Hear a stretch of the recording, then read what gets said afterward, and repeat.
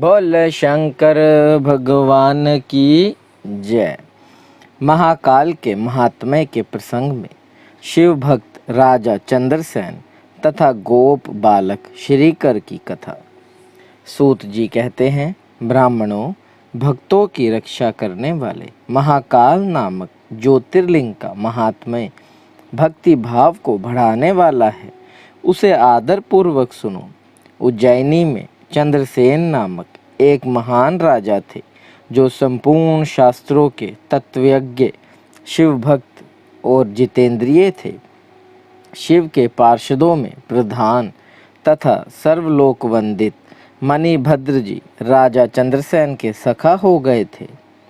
एक समय उन्होंने राजा पर प्रसन्न होकर उन्हें चिंतामणि नामक महामणि प्रदान की, जो कुतस्थम मणि तथा सूर्य के समान देदीप्यमान थी। वह देखने, सुनने अथवा ध्यान करने पर भी मनुष्य को निश्चय ही मंगल प्रदान करती थी।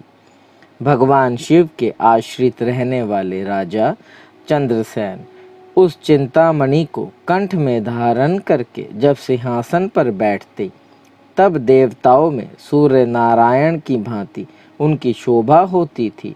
नरश्रेष्ठ चंद्रसेन के कंठ में चिंतामणि शोभा देती है, यह सुनकर समस्त राजाओं के मन में उस मणि के प्रति लोभ की मात्रा बढ़ गई और वे क्षुब्ध रहने लगे।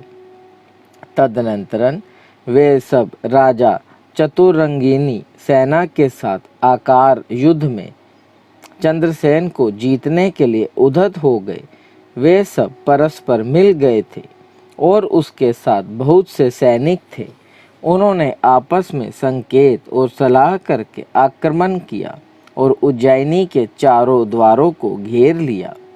अपनी पुरी को संपूर्ण राजाओं द्वारा घिरी हुई देख राजा चंद्रसेन उन्हीं भगवान महाकालेश्वर की शरण में गए और मन को संदेह रहित करके दृढ़ निश्चय के साथ उपवास पूर्वक दिन रात अन्यन भाव से महाकाल की आराधना करने लगे।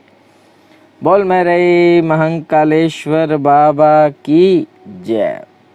उन्हीं दिनों उस श्रेष्ठ नगर में कोई ग्वालिन रहती थी, जिसके एकमात्र पुत्र था। वह विधवा थी और उज्जैनी में बहुत दिनों से रहती थी। वह अपने 5 वर्ष के बालक को लिए हुए उस महाकाल के मंदिर में गई और उसने राजा चंद्रसेन द्वारा की हुई महाकाल की पूजा का आदर पूर्वक दर्शन किया। राजा के शिव पूजन का वह आश्चर्यमय उत्सव देखकर उसने भगवान को प्रणाम किया और फिर वह अपने निवास स्थान पर लौट आई। ग्वालिन के उस बालक ने भी वह सारी पूजा देखी थी, अतः घर आने पर उसने कौतूहलवश शिवजी जी की पूजा करने का विचार किया। एक सुंदर पत्थर लाकर उसे अपने शिविर से थोड़ी ही दूरी पर दूसरे शिविर के एकांत स्थान में रख दिया और उसी को शिवलिंग माना। फिर उसने भक्ति पूर्वक कृतम गंध, अलंकार, वस्त्र, धूप, दीप और अक्षत आदि द्रव्य जुटाकर उनके द्वारा पूजन करके मन कल्पित दिव्य नैवेद्य भी अर्पित किया। सुंदर सुंदर पत्तों और फूलों से बारंबार पूजा करके भांति भांति से नृत्य किया और बारंबार भगवान के चरणों में मस्तक झुकाया। इसी समय ग्वालिन ने भगवान शिव में आसक्त हुए अपने पुत्र को बड़े प्यार से भोजन के लिए बुलाया, परंतु उसका मन तो भगवान शिव की पूजा में लगा हुआ था। अतः जब बारंबार बुलाने पर भी उस बालक को भोजन करने की इच्छा नहीं हुई, तब उसकी माँ स्वयं उसके पास गई और उसे शिव के आगे आंख बंद करके ध्यान लगाए बैठा देख उसका हाथ पकड़कर खींचने लगी। इतने पर भी वह नहीं उठ पाया। तब उसने क्रोध में आकर उसे खूब पीटा। खींचने और मारने पीटने पर भी जब उसका पुत्र नहीं आया, तब उसने वह शिवलिंग उठाकर दूर फेंक दिया और उस पर चढ़ाई हुई सारी पूजा सामग्री नष्ट कर दी। यह देख बालक हाय हाय करके रो उठा। रोष से भरी हुई ग्वालीन अपने बेटे को डांट फटकार कर पुनः घर में चली गई। भगवान शिव की पूजा को माता के द्वारा नष्ट की गई देख वह बालक देव देव महादेव की पुकार करते हुए सहसा मूर्छित होकर गिर पड़ा। उसके नेत्रों से आंसुओं की धारा प्रवाहित होने लगी। 2 घड़ी बाद जब उसे चेत हुआ तब उसने आंखें खोली। आंख खुलने पर उस शिशु ने देखा उसका वही शिविर भगवान शिव के अनुग्रह से तत्काल महाकाल का सुंदर मंदिर बन गया है। मणियों के चमकीले खंबे उसकी शोभा बढ़ा रहे हैं। वहाँ की भूमि स्फटिक मणि से जड़ दी गई है। तपाए हुए सोने के बहुत से विचित्र कलश उस शिवालय को सुशोभित करते थे। उसके विशाल द्वार, कपाट और प्रधान द्वारा स्वर्णमय दिखाई देते थे। वहाँ बहुमूल्य नीलमणि तथा हीरे के बने हुए चबूतरे शोभा दे रहे थे। उस शिवालय के मध्य भाग में दयानिधान शंकर का रत्नमय लिंग प्रतिष्ठित था। ग्वालीन के उस पुत्र ने देखा उस शिवलिंग पर उसकी अपनी ही चढ़ाई हुई सभी पूजन सामग्री सुसज्जित है। यह सब देख वह बालक सहसा उठकर खड़ा हो गया।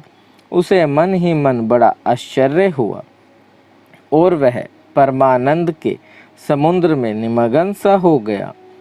तदनंतरन भगवान शिव की स्तुति करके उसने बारंबार उनके चरणों में मस्तक झुकाया और सूर्यास्त होने के पश्चात वह गोप बालक शिवालय से बाहर निकला।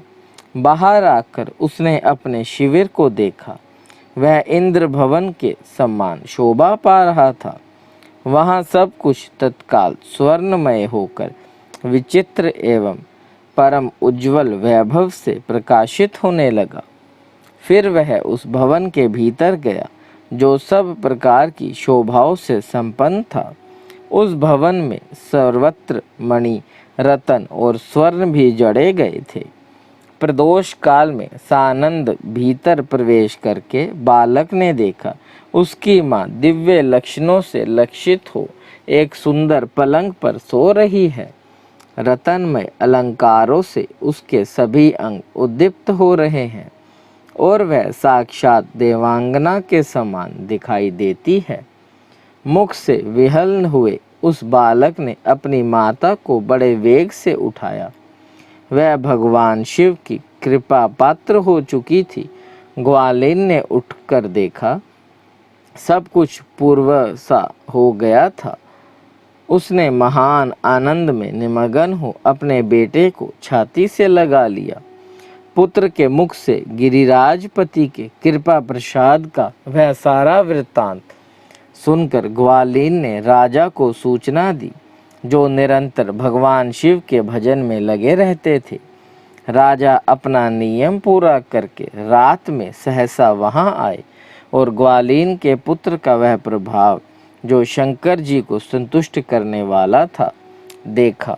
मंत्रियों और पुरोहितों सहित राजा चंद्रसेन वह सब कुछ देख परमानंद के समुद्र में डूब गए और नेत्रों से प्रेम के आंसू बहाते तथा प्रसन्नता पूर्वक शिव के नाम का कीर्तन करते हुए उन्होंने उस बालक को हृदय से लगा लिया। ब्राह्मणों, उस समय वहाँ बड़ी भारी उत्सव होने लगा। सब लोग आनंद विभोर होकर महेश्वर के नाम और यश का कीर्तन करने लगे। इस प्रकार शिव का यह अद्भुत महात्म्य देखने से पूर्ववासियों को बड़ा हर्ष हुआ और इसी की चर्चा में वह सारी रात एक क्षण में व्यतीत हो गई। युद्ध के लिए नगर को चारों ओर से घेर कर खड़े हुए राजाओं ने भी प्रातःकाल अपने गुप्तचरों के मुख से वह सारा अद्वितीय चरित्र सुना। उसे सुनकर वह सब आश्चर्यचकित रह गए और वहां आए हुए सब नरेश एकत्रित हो आपस में इस प्रकार बोले, यह राजा चंद्रसेन बड़े भारी शिव भक्त हैं। अतः एवं इन पर विजय पाना कठिन है। यह सर्वथा निर्भय होकर महाकाल की नगरी उज्जैनी का पालन करते हैं, जिसकी पुरी के बालक भी ऐसे शिव भक्त हैं। वे राजा चंद्रसेन तो महान शिव भक्त हैं ही। इनके साथ विरोध करने से निश्चय ही भगवान शिव क्रोध करेंगे और उनके क्रोध से हम सब लोग नष्ट हो जाएंगे। अतः इन नरेश के साथ हमें मेल मिलाप ही कर लेना चाहिए। ऐसा होने पर महेश्वर हम पर बड़ी कृपा करेंगे। बोल मेरे महंकलेश्वर बाबा की जय। सूत जी कहते हैं, ब्राह्मणों, ऐसा निश्चय करके शुद्ध हृदय वाले उन सब भूपालों ने हथियार डाल दिए। उनके मन से वैर भाव निकल गया। वे सभी राजा अत्यंत प्रसन्न हो चंद्रसेन की अनुमति ले महाकाल की उस रमणीय नगरी के भीतर गए। वहां उन्होंने महाकाल का पूजन किया। फिर वे सब के सब उस ग्वालीन के महान अभ्युदयपूर्ण दिव्य सौभाग्य की भूरी भूरी प्रशंसा करते हुए अपने घर लौट गए। वहां राजा चंद्रसेन ने आगे बढ़कर उनका स्वागत सत्कार किया। वे बहुमूल्य आसनों पर बैठे और आश्चर्यचकित एवं आनंदित हुए। गोप बालक के ऊपर कृपा करने के लिए स्वतः प्रकट हुए शिवालय और शिवलिंग का दर्शन करके उन सब राजाओं ने अपनी उत्तम बुद्धि भगवान शिव के चिंतन में लगाई। तदनंतरन उन सारे नरेशों ने भगवान शिव की कृपा प्राप्त करने के लिए उस गोप शिशु को बहुत सी वस्तुएं प्रसन्नतापूर्वक भेंट की। संपूर्ण जनपदों में जो बहुसंख्य गोप रहते थे, उन सब का राजा उन्होंने उसी बालक को बना दिया। इसी समय समस्त देवताओं से पूजित परम तेजस्वी वानर राज हनुमान जी वहां प्रकट हुए।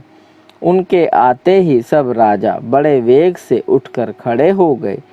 उन सब ने भक्ति भाव से विनम्र होकर उन्हें मस्तक झुकाया।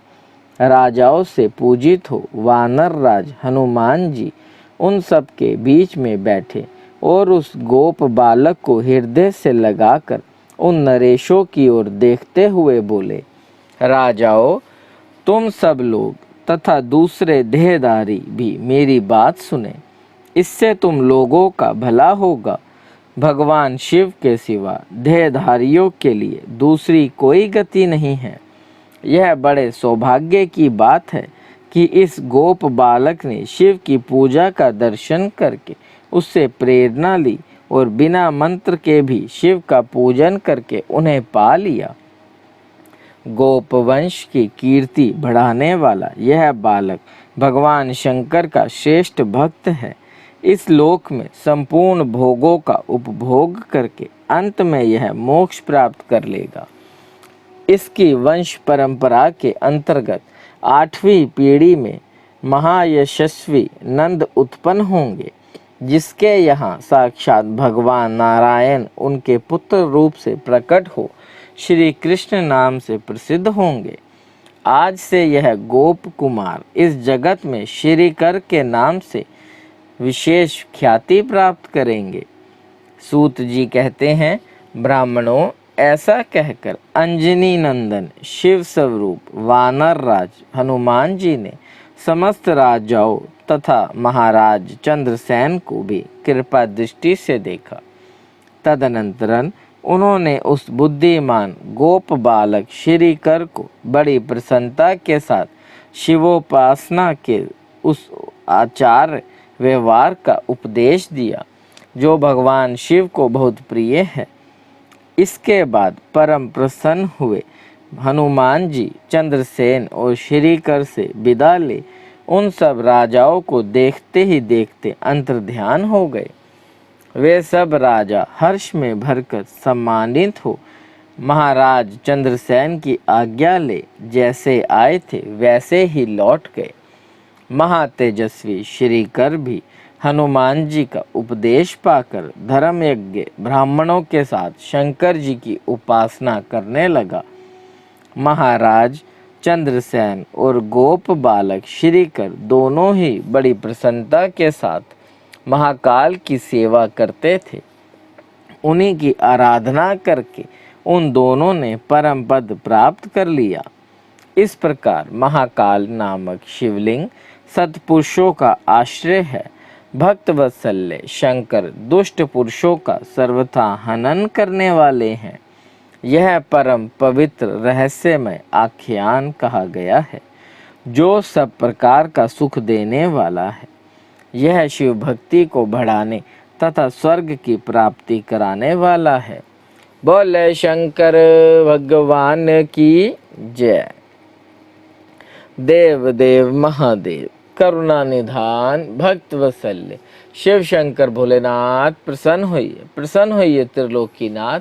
सदैव अपने चरणाविंदों में लगाए रखे, सद्बुद्धि प्रदान करे। सृष्टि के कर्ता धर्ता संहार हरता, आपसे ही जीवन आपसे ही मरण महादेव। बच्चा पुल्लनहार तुसी भक्षणहार त्रिलोकीनाथ। हर हर महादेव। करपूर्ण गौरम करुणावतारम संसार सारम भुजगेंद्रहारम सदा बसंतम हृदयारविंदे भवम भवानी सहितम नमामि। बोल मेरे महाकालेश्वर बाबा की जय।